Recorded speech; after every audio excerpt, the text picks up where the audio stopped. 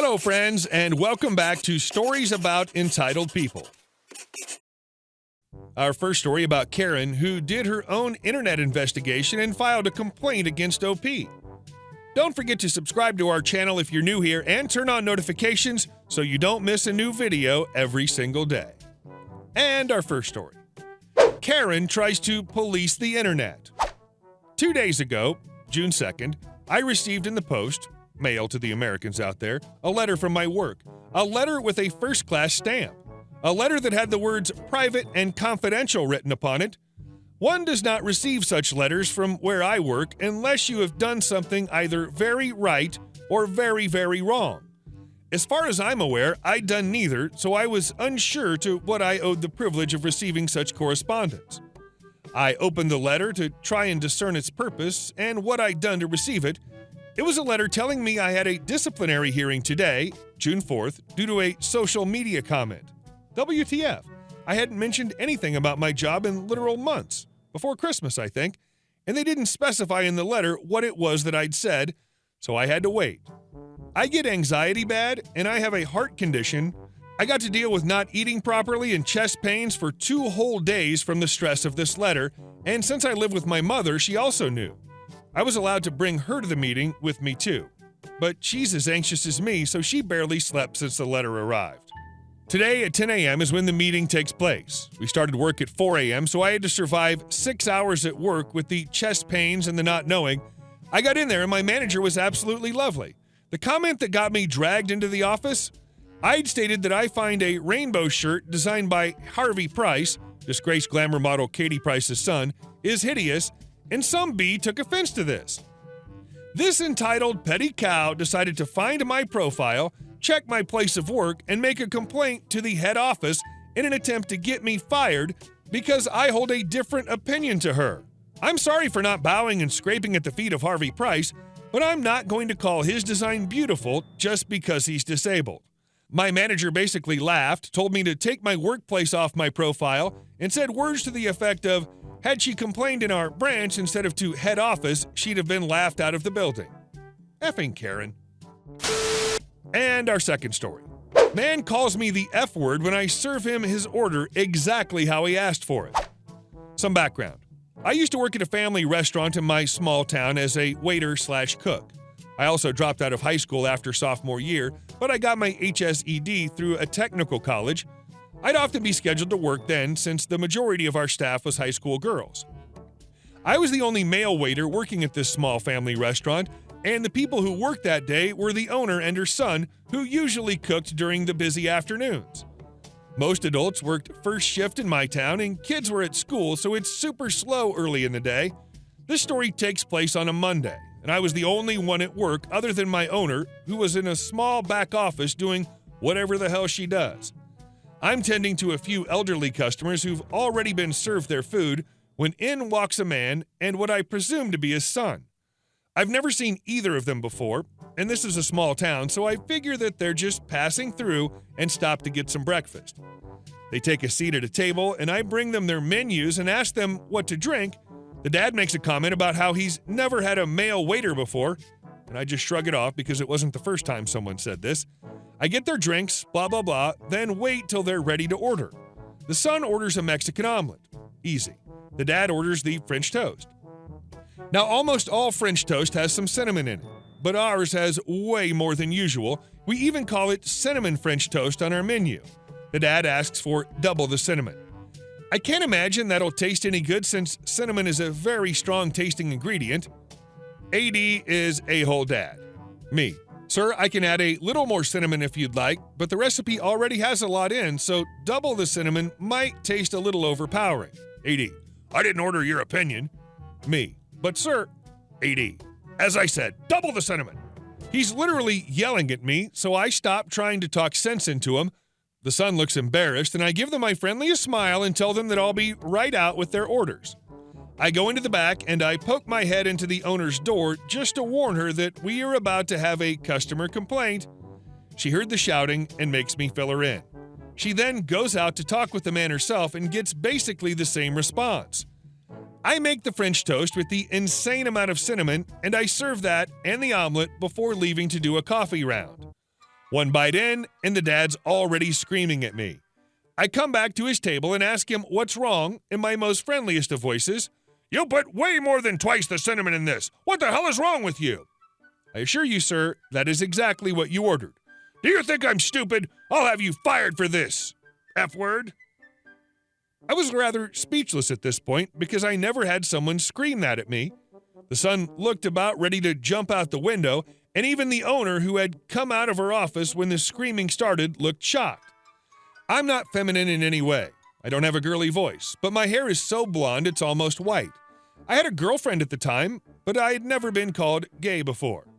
However, I was already so frustrated at this point, plus all the screaming at me, I felt like I might cry. The dad then starts screaming about how he's not going to eat this crap and shoves the plate off the table like a child. The owner is livid at this point and tells him to pay and leave or else he'll call the cops. He insists that he's not going to pay for anything and that he's going to tell everyone not to eat here and drive us out of business before storming out. His son quickly pays for the meal and follows his dad, who's still screaming at the top of his lungs outside. I was livid, especially since both me and the owner tried to warn him, but I calmed down after I saw the generous $20 the son must have left me on the table. Sorry, man, if that was hush money. And our third story.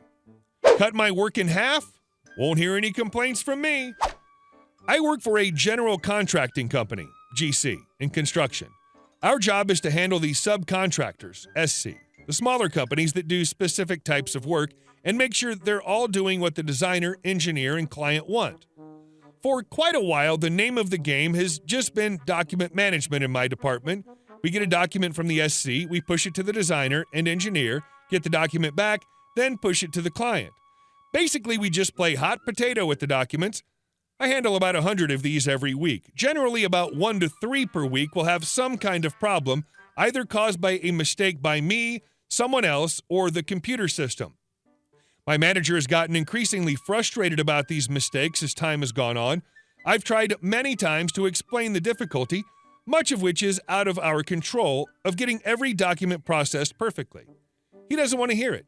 He says my job is simple and it should be done perfectly, no excuses. At first, he tried doing some of it himself. He would do maybe 20 in a week, but about 5 would have mistakes, all caused entirely by him. He quietly stopped doing that after realizing the frustration that went along with it, and instead opted for asking for a new hire to do one part of my workload while I continue with a different and separate portion. Sounded great to me. I've been working more than 40 hours a week and would be happy to see that decrease. This new hire has been a great guy, great attitude, shows up to work before me almost every day, and does what you tell him. The issue is, as my manager realized firsthand, there's a lot of pedantic things you have to learn before you can send off all these documents without a hitch. He started making mistakes as expected, and I'd send him an email if I saw it, telling him in person, whatever. Until one day, I sent him an email telling him there was an issue and he forwarded it to my manager because he didn't understand what I meant, and I was on PTO for the day. My manager kindly responded to both of us saying that perhaps he wasn't clear. The new hire's job is X, mine is Y, and I am not the new hire's manager and shouldn't be trying to manage him. If the new hire has any issues, he can raise them to our manager. Immediately when I read that email, I knew the inevitable fireworks that were to come. I never emailed the new hire again.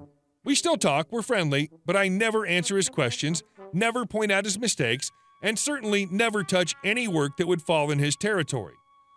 For a couple weeks, all was silent, and to my manager, I'm sure everything seemed to be going smoothly. That was until our monthly report. Suddenly, we are now 360 documents behind our goal, 100 that have been processed have errors, 30 of them critical, and the client is withholding funds purely because of the sudden halt in document management. The VP talked to the new hire and myself to see what was going on. The new hire was on the verge of tears, apologizing up and down, and I explained how things seemed to have been going well until our manager discouraged me from teaching the new hire the ropes. The new hire and I were both excused by the VP, neither one of us in any trouble. Our manager is currently being ripped apart by the VP as I write this for leaving the new hire out to dry. And our last story. Fish sauce for F-wits. I have a really good friend who used to work on a resort island off the east coast of Australia. It was a fantastic lifestyle, and he had a really great time. After about 2 years of happily partying and shagging tourists and having an exceptional time of it, things started to go downhill in the form of a bully. He had 2 mates, and they were picking on my friend and taunting him. The ringleader was a huge Maori, native New Zealander guy, and there was no way he could stand up to them without getting bashed. So they don't realize he is a pro in revenge. Oh, the stories I can tell, and he sets his mind to getting his own back. On a Friday night, when the Island Club is really starting to kick and everyone is there, he heads for the kitchen, armed with a commercial-sized bottle of fish sauce. He then heads back for the head bully's room. He poured it all over everything, in his bed, all over his clothes, in his luggage, in his shoes, into his shampoo, and closed it again. Everything. It kind of dawned on him that he better start packing now, otherwise he's going to get bashed really badly. The only problem is he's on an island. There's 1 ferry a day that goes back to the mainland in the morning. He went and packed his bags and had a brilliant idea. Shave time. No more beard, nor mustache, no more long hair. Half an hour later, he's off and hiding in the bush waiting for the ferry to come. 8 hours later or so, the ferry starts boarding and he walks down the jetty towards it, and there stood just at the gangplank is the 2 followers making sure he doesn't leave. One of them points to him and says, "Isn't that him?" To which the other replies, "No, he's got long hair and a beard." He walked straight past them and got on the ferry. Great success. Hey guys, thank you all for watching the video. I'll see you in the next one.